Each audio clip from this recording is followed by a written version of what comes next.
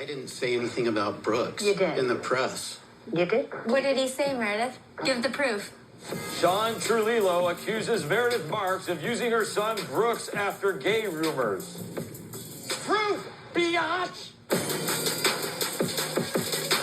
What's up, guys? Welcome back to my channel. So I'm here today to talk about Real Housewives of Salt Lake City, Season 5, Episode 9, Revenge is Best Served in Coach. Now, first and foremost, there's a lot of speculation online that Bronwyn may ultimately be a one-season wonder. Not because she's not a good housewife or as she's not doing her job, essentially, but it's because her husband Todd is proving that he's really not with the shits, essentially. He kind of overreacted to Bronwyn and Lisa getting into it by the pool in the last episode. And mind you, they did get into an argument, but this wasn't some explosive, blowout-ass fight.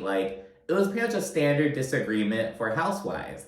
But he's not really with it. He also really shut down a conversation real quickly in this episode. And a lot of people understand where he's coming from because it was a conversation about his stepdaughter and her situation with her father's family. But again, people are kind of like, he's probably going to give Bronwyn a boost in her allowance and be like, let's just leave the fucking show. And in the next episode, we see a sit down between him and Bronwyn, and he basically expresses his disappointment in how she acted on the trip. And he's like, you should have just left with your dignity. He's really not for the housewives game. It seems like he's on the show, letting Bronwyn do her thing, but he's like, this is not for me. I'm never coming on another couples trip with these other ladies ever again. He's just really not with it. And because of that, people are like, is Bronwyn going to end up leaving? Because Bronwyn really doesn't need the show. I mean, she's showing that she has all this money. She got a $4 million anniversary present. So if he's not really feeling it, he may put his foot down, essentially. And this is significant because Bronwyn notes that Todd's approval means a lot to her. I think it may be kind of tapping into her Mormon upbringing, how, she was raised to really prioritize the men in her life and to really value their opinions, essentially. And because of that, they think that Bronwyn may ultimately not return because of Todd. And aside from Papa Bear Todd being quite overprotective in this episode and the last one, we're also seeing Sean and Seth, especially Seth, really get involved in some of the drama. Now, you would have thought that after the drama between John and Justin at Angie's anniversary party that the men would be like, all right, let's get out of the bullshit. But Sean and Seth are really getting more involved. And again, especially Seth. He straight up called Whitney a biatch. He's like, proof, biatch! And in the trailer, I thought he was directing that comment to Sean. But he's directing it to Whitney, and it's like, okay, dude. And Lisa's like, oh, Justin was so aggressive towards me. My husband would never approach another woman like that. Well, girl, what do you think about what your best friend Meredith's husband is doing? He's calling Whitney a biatch, a bitch, raising his voice and shit. That felt way more aggressive than anything that Justin did, in my opinion. But anyways, at the top of the episode, John tells Lisa about Todd's ultimatum. He's like, hey, Lisa has to stop or you guys have to go. And Lisa feels really uncomfortable about this, but she's like, I don't want to leave. I'm here to celebrate Bronwyn and Todd, and that's what I'm going to do. So she kind of agrees to basically check herself, essentially. Even though she does wind up rehashing things with Bronwyn shortly thereafter. And Lisa says that the root of her issues with both Bronwyn and Angie is Whitney. She thinks that Whitney is the cause of all these problems, and it's like, no, she isn't. It's Heather. Yes, Whitney can be messy. She can kind of try to rally the troops and talk shit and whatnot, but the root of your issues with Bronwyn and Angie is Heather. For both of them. What the fuck, Lisa? But again, Lisa, Meredith, and Heather seem to have some kind of weird alliance this season. A little OG kind of faction, excluding Whitney. And it's like, Whitney isn't the cause of your issues, girl. Okay, whatever, Lisa. And then everyone gathers for lunch, and you can really cut the tension with a knife. It is so fucking awkward. And while sitting down, Lisa briefly addresses Bronwyn, and she explains that she was just hearing Heather express her feelings. And it's like, why are you addressing this here at this table? John Barlow encouraged Lisa to chat with Bronwyn one-on-one, and Lisa was like, yeah, it's a good idea. But boom, she brings it up at the table in front of everyone, like, what is this accomplishing? And after reiterating that she was just hearing Heather express her feelings, Lisa's like, that's very different than hearing someone spread lies about me, referencing Whitney. And Whitney's like, I never lied about you, Lisa. I was trying to address you and discuss these rumors, and you just went off the rails. And Whitney also says that Lisa incited her husband by charging at him. And as this conversation between Lisa, Whitney, and now Justin continues, Todd is fed the fuck up. He actually moves to like get up from the table, but Rowan stops him. And John is like, Lisa is always in trouble with somebody. Something is always Lisa's fault. He's like kind of laughing it off. And it's like, yeah, because something is always Lisa's fault. Like, oh my goodness. And he then shuts the conversation down. Ask Lisa, did she do it? Just ask the question with a question mark at the end. Did she do it? Did you do it? No. There, done. Done. No. Simple, right? The answer is no. That's the end. That's done. There's nothing more. Who knew? All we needed was John Barlow to tell us that's the end, and it would tie this all up with a pretty little bow. All we needed was the men to come and solve our silly little women's problems. The end. Next time on The Real Housewives. And once that's said and done, here comes Sean mentioning how Lisa called Angie a fucking bitch. And it's like, what does this have to do with the matter at hand right now, dude? But he notes that he's seen Lisa be borderline abusive to Angie, and as Angie's husband, he is sick of it. And Lisa responds by saying that she just has a different way of speaking, and she also coughs up this whole little non-apology like, if I hurt your feelings, Angie, I am sorry.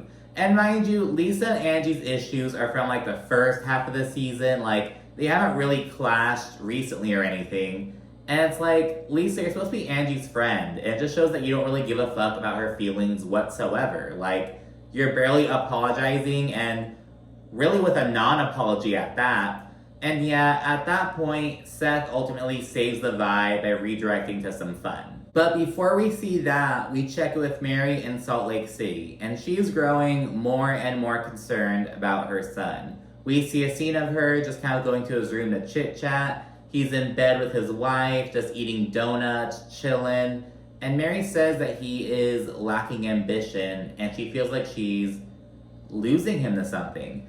And a lot of people online are like, Mary, why aren't you like, making his wife feel more uncomfortable? They want her to like, kind of call her out essentially. But Mary knows that this is Robert's woman essentially, and she doesn't want to isolate him. So that's why Mary's playing nice and whatnot. But yeah, and as I mentioned in the past, we're seeing this whole Mary and Robert Jr. situation kind of build up a bit. But we're now at a turning point where Mary is aware that there's something seriously wrong, and she is committed to trying to bring him back essentially. You gonna comb your hair? I combed it a little bit. I just feel like it's my fault because I definitely spoiled him. And I mean, he is my life. He gives me reason to live. And I feel like I'm losing him to something, and it's not good. Back in Palm Springs, we see all the couples play some beach volleyball, and afterwards they segue to getting ready for dinner and cocktails. And while getting ready, Lisa says that she feels better about her situation with Bronwyn, though she's now unsure of where she stands with Angie. And Whitney says that she feels unsure of where she stands with Lisa, and she notes that she just straight up doesn't trust her right now. And to be honest, I don't really blame her, but I don't think that Whitney is very trustworthy either, to be honest. And right before dinner, we see Todd gift Bronwyn a 170 carat, $4 million diamond necklace. So it is quite the piece. And once everyone gathers, Lisa immediately sees Bronwyn's necklace and compliments her on it, but Bronwyn would rather have an apology from Lisa. Lisa still hasn't apologized to Bronwyn. Bronwyn notes that she was this close to getting it, but then some other issues with Lisa came up with other people. So she's like, am I ever gonna get an apology from her?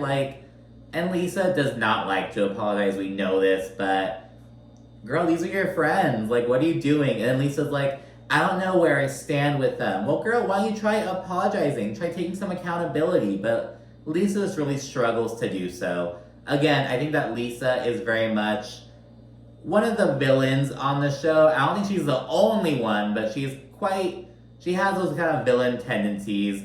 I think that Heather is kind of taking over as the villain this season, but Lisa's been known to be that way, and it really seems to leak into her friendships. Like, she doesn't want to take any accountability, or she doesn't want to apologize. While everyone's together, we see Whitney and Angie laughing about Seth's outfit. He has his collar popped, he's wearing his Brooks Marks hat, and mind you, everyone is kind of dressed up and like really looking nice and whatnot, so they're like, what the hell is he wearing? Did you see this wearing to the dinner party?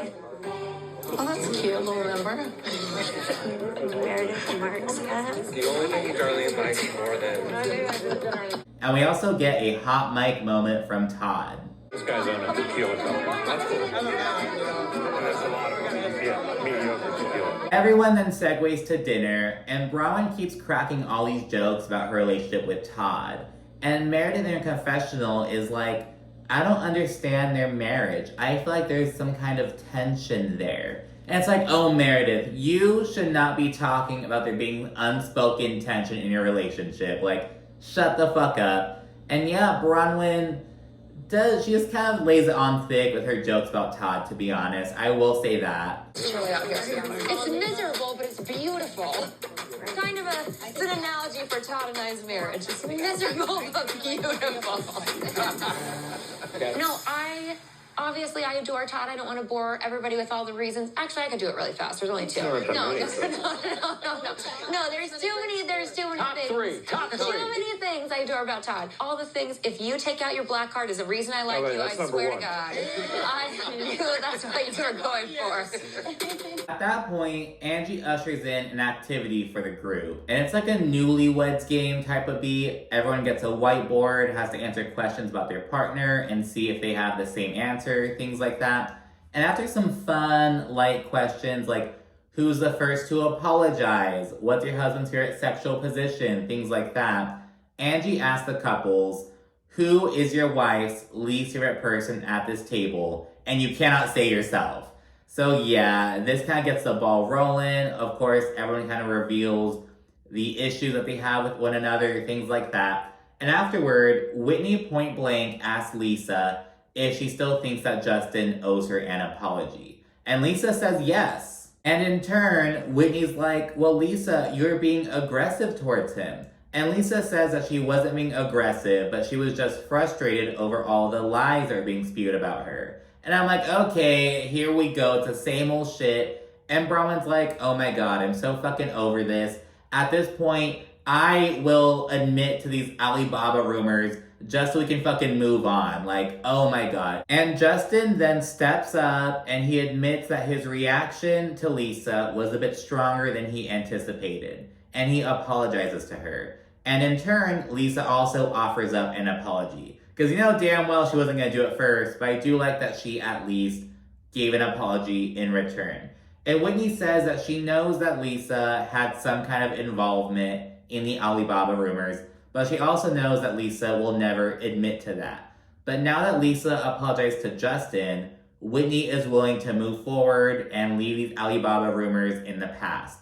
And it's like, okay, that's nice of you, Whitney, but I mean, these are two totally separate issues. Like, I don't really think that Whitney is gonna be able to move on just like that because Lisa apologized for something different. Like, if she is able to, you know, good for her. It shows that she's trying to be the bigger person, if you will, but I don't really think that's gonna happen. I feel like this will come up again, to be quite honest. And once that's out of the way, Meredith's like, oh, that's nice. Like, I love that you guys offered mutual apologies and shit. And she then addresses Sean, and she's like, while I appreciate the conversation that we had at your anniversary party, I would have liked for you to apologize to me for the comment you made about my son.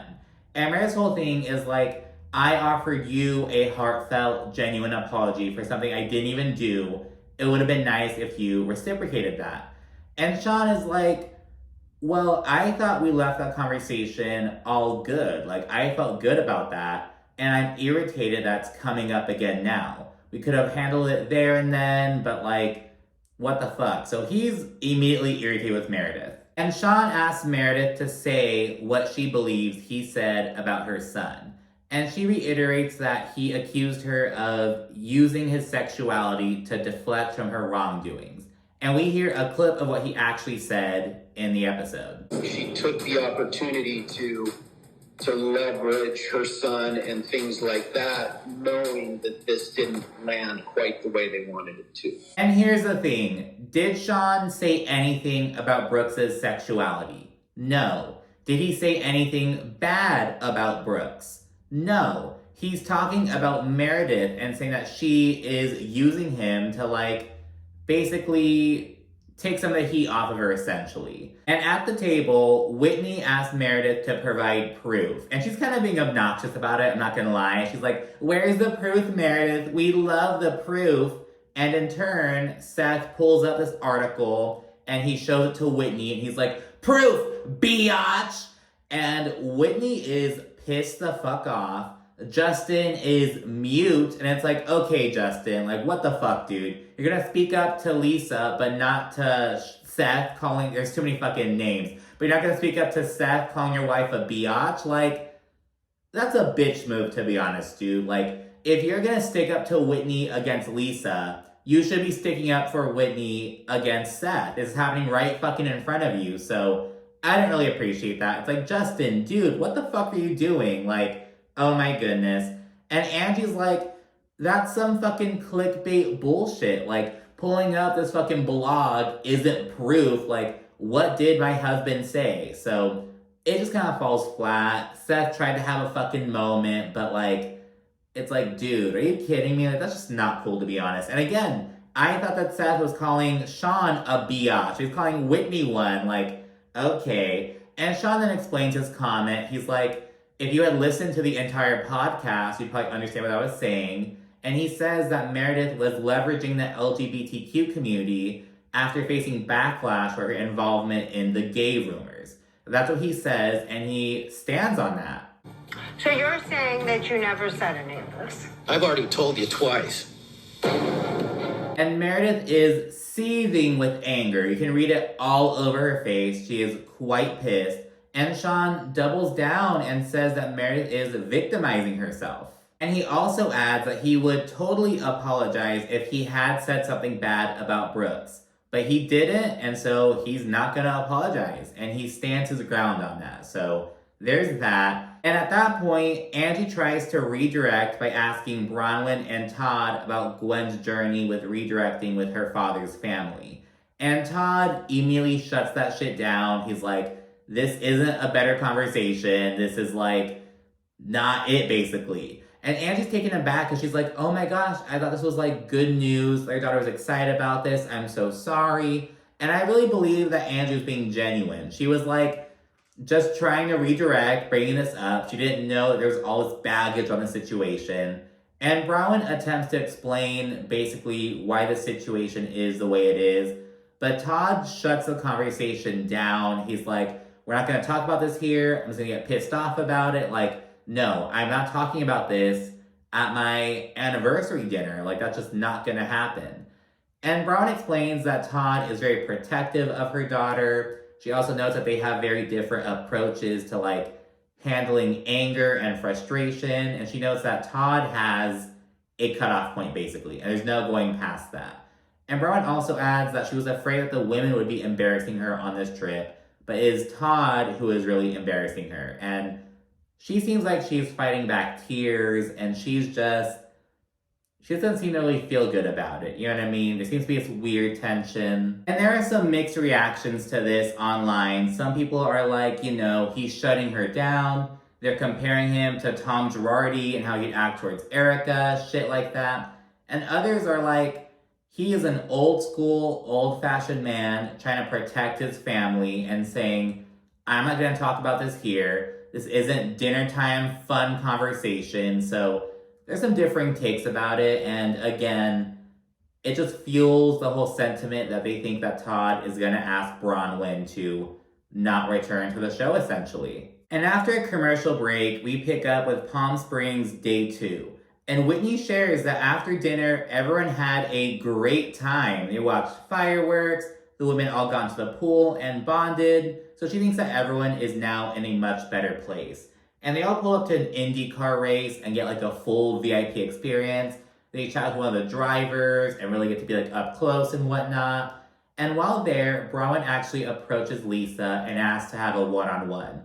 But it's too loud, so she agrees to like postpone it until they get back to the rental. But she does want to chat with Lisa one-on-one, just like John Barlow said they should, but Lisa didn't take his fucking advice. But Bronwyn's like, no, we have to finish our conversation and nip this in the bud, basically. And once they're back at the house, Sean has to head up for Ohio, though he's sure to say bye to Angie and Sean first. And it's like, okay, Seth, after Sean got into it with your wife, you're gonna go say bye to him, all friendly, and like, he actually gives him a hug and shit, so on the one hand, I like that they're kind of keeping it cordial, but on the other hand, it's like, be a man! Come on! You know what I mean? Like, I don't know. And while debriefing about how Seth acted the night prior, Whitney and Justin joined them, and the overall consensus is that that was not cool of Seth to call Whitney a biatch. Sean is like, he said biatch, but he meant bitch. Like, that's not cool. That's not gentleman-like behavior. And Whitney adds that Meredith is always rehashing old issues. And we didn't see proof of this, because before Seth leaves, Meredith expresses that she's still upset with him leaving for work and shit, and she notes that, like, all right, you know, I get that he postponed his trip and whatnot, but we still have issues. Like, these things aren't fixed right now. And it's like, Meredith, let the man go do his fucking job. Let him go get his money. He's proving to you that he wants to be with you by postponing his trip. He's leaving right before you're leaving. Like, it's like nothing's good enough. We then see Lisa and Bronwyn chat by the pool, and Bronwyn says that their friendship has drastically changed.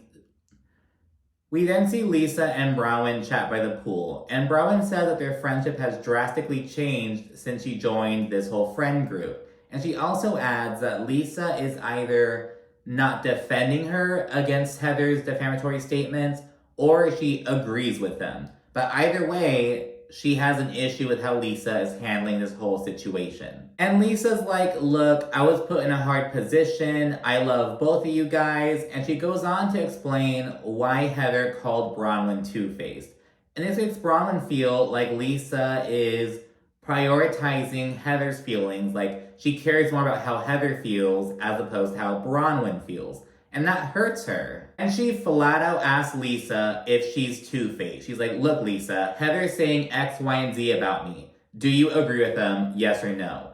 And Lisa's like, are you two-faced? Like, she has to fucking think about it. And Bronwyn's like, oh my God, Lisa, like, what the fuck? Like, Bronwyn just feels like Lisa is not being a good friend to her. And in her confessional, Lisa confirms that she does sometimes think that Bronwyn is two-faced. And it's like, well, bitch, why don't you fucking say that to her face? Like, it's just so ridiculous. Like, Bronwyn is over here trying to salvage her friendship with Lisa. And again, Lisa is just very disinterested in doing so. I'm gonna put the bar all the way on the floor for you so you can trip over it. Am I two-faced, Lisa? Is your experience with me that I am two-faced? Is my experience with you that you're Oh my God, there's an awful lot of thinking about it. No, stop. Lisa, no, come on. You know, it's hard for me to answer this question right now because I do think you are two-faced sometimes. And, like, I don't feel like I can trust you 100%. And, like, I hate that I'm in this position. Like, oh, my God, get me out of this pool. And Bronwyn's like, look, after Heather and I had our conversation, she went over to you and immediately shit-talked me. But all the while, I was at home on my couch in tears. Like, I wanted to move forward with Heather, but she didn't feel the same way. And Lisa says she feels bad about this, and she also says that she thinks it's all a misunderstanding. And Bronwyn's like, don't baby Heather's feelings. She's not here right now. Like, bitch, baby my feelings. Like, don't advocate for Heather right now. She knows that Lisa doesn't advocate for her when she's chatting with Heather, so it's like, don't do that right now. I need you to be there for me. And Lisa's like, look, I'm just trying to be a friend to both of you guys right now. But Bronwyn says that it needs to feel more balanced. And she also adds that she feels quite needy with Lisa right now. Like, she's expressing what she needs from her as a friend. She's saying that Lisa is not doing her part. And after expressing this, Lisa's like, look, I came on this trip because I want to celebrate you and Todd. But remember, Lisa was not looking forward to this trip. When she got there, she was acting like a stick up her ass. Like, she wasn't excited to come on this trip. She wasn't really here to, like, celebrate Bronwyn. You're here because it's a cast trip and you got invited, bitch. Like, I don't know, Lisa's acting like she's being a better friend than she has been. But anyways, they ultimately hug it out and we then see everyone pack up. Todd says that he is never doing this again. And again, it's like, is he gonna give Bronwyn an ultimatum? It really seems that way because he is just not with the housewives bullshit, it seems. After taking a group picture, Bronwyn shares that she got everyone flights home. And they're gonna connect somewhere, probably in Vegas or something, so it's not like the whole way to Utah. But Lisa is upset over having to take a non-first class flight for 47 minutes. She just can't wrap her head around it. She's like, I don't fly coach and I don't wear coach. Like, she's just not feeling it. And again, it's like a 47-minute thing. Like, she's throwing this whole fucking tantrum. And Bronwyn's like, I treated Lisa and John to this fabulous ass trip. Lisa can fly coach for 47 minutes. She's not gonna fucking die. Like, oh my God. And Lisa straight up says that she was excited to see Henry and go back home to him, but she's willing to postpone that in order to fly first class. And people online are like, okay, Lisa, you're so obsessed over looking like a bad mom, as you say, but you're over here being like, yeah, I miss my son, but he can wait. I want to take a different flight instead. And it's like, oh my gosh, when she learns that there aren't any first class flights to their destination, to their connecting point, she's like, we can just fly to LA. It's not a big deal. Like, totally redirecting their fucking return plans. John Barlow isn't really on board with it, but Lisa is adamant about, I'm not flying coach. I have to fly first class. I haven't flown coach since college. And it's just this whole fucking ordeal. And she keeps talking about it literally up until the very end of the episode. And it's like, oh my God, Lisa. But anyway, that's it for this episode. Be sure to like, comment, subscribe, and of course, stay tuned for more. Thank you for watching. Bye.